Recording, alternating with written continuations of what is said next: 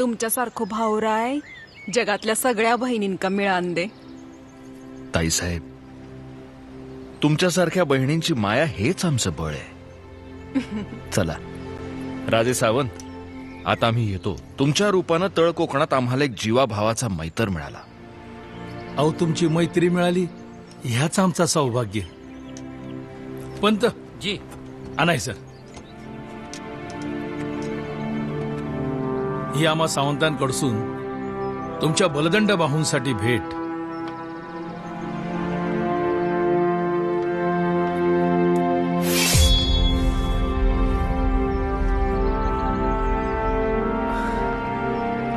जगदंब.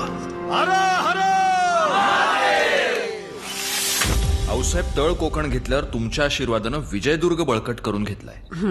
त्यामुळे दुर्गाडी, कल्याण, सुवर्णदुर्ग आणि विजयदुर्ग ही सगळी ठाणी मजबूती पावतील. हे फार बरे झाले.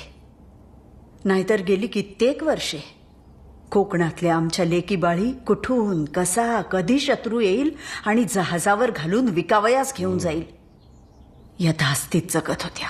मोरोपंत आले. या मोरोपंत. मुजरा राजे.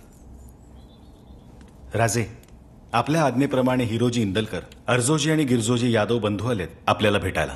राज, भोरप्याच्या डोंगरावर प्रतापगड उभं व्हायचा हुकूम केला होता आपण, त्याचाच नकाशा आणलाय बरोबर. वा, पाहूया. अर्जोजी, गिरजोजी. आऊसाहेब या. शिवबा, दिवसेंदिवस आमची खात्री पटत चालली. स्वारींचा आणि आमचा स्वराज्याचा मनसुबा आपण लवकरच साकार करणार. आखिर तुम लोगों का मनसूबा क्या है शहाजी राजे भोसले?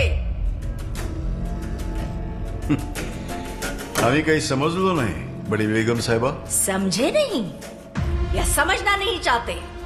आपके बेटे ने खुलेआम बगावत का आगाज किया है.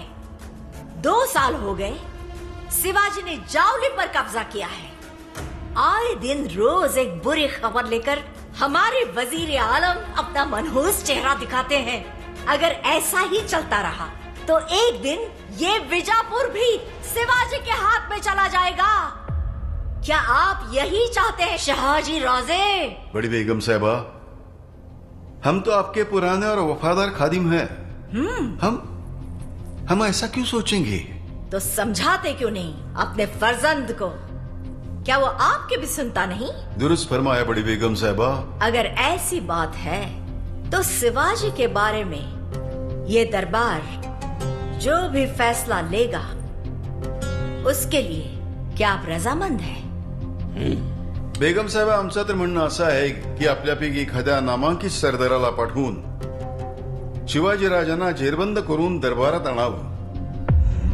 पाहिजे तर आम्ही त्यांची आपल्यासमोर समजूत काढण्याचा प्रयत्न करू. विचारा कोण आणेल शिवाजीराजांना इथपर्यंत जेरबंद करून?